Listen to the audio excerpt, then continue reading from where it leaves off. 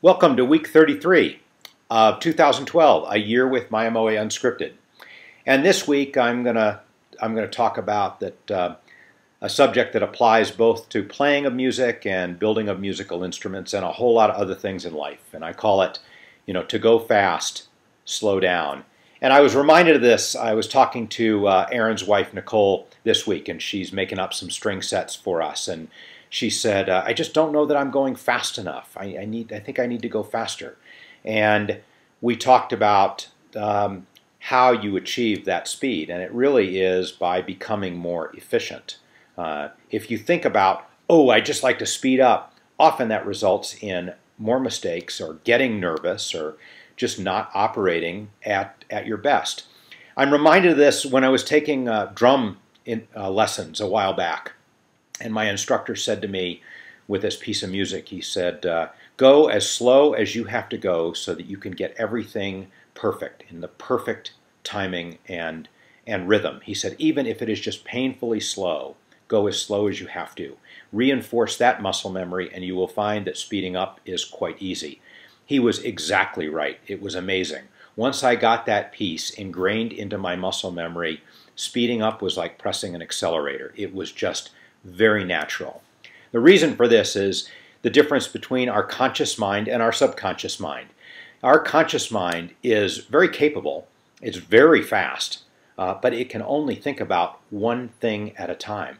And it's really interesting. When I realized that, or I read about it, I thought that, you cannot think about two things at once. And yet your subconscious mind, the part of your mind that controls your muscles, can do a lot of things in parallel. I mean, imagine if just walking down the street you had to consciously think about controlling every muscle in your body.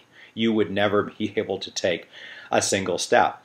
And so, when it comes to learning music, I think you slow down, you get everything perfect, you get everything ingrained into your muscle memory, and not only will you find speeding up is easier, but more importantly, I think, your conscious mind is then freed up. You're not thinking about the strumming pattern. You're not thinking about the chords and the timing. Now you're thinking about the dynamics of the piece and phrasing and expression. And it is how the great players get even greater. So how do we apply that to lutherie? Well, certainly when we're building, one of our goals, we would like to go faster. Though I don't state it that way and I don't think of it that way. But of course, if we can build faster, we can build more. But there's a difference between a goal and a strategy. Your goal can be, well, I would like to do this, whatever, 10% faster. But the way you achieve that is by becoming more efficient. And so the first thing that I look to do when we're building is to slow down. I want all of the mechanical building steps to be ingrained in our muscle memory.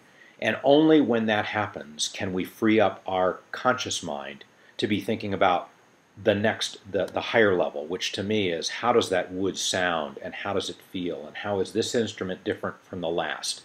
If we're thinking about how to operate the sander or the scraper or how to glue a joint or work a chisel, then our conscious mind is not free to work on what I think of as the big picture of building that particular instrument or working with that particular set of wood. The other way that, as I said, that we can, in essence, go faster is to become more efficient. And how do we do that in the shop? Well, here's a guy's dream. We get to buy more tools. I like to have the shop set up so that we never tear down any workstation. And at every workstation, I want to have exactly the tools that we need to have, and no more and no less. I will duplicate tools all day long in order to make sure that you don't have to walk from one place to another just to get a tool. And I think more important than that is to reduce clutter at a workstation. So you can go to our workbenches and you might see one or two screwdrivers, and they're the perfect one, or chisels. They're the perfect one for the jobs that are being performed at that station.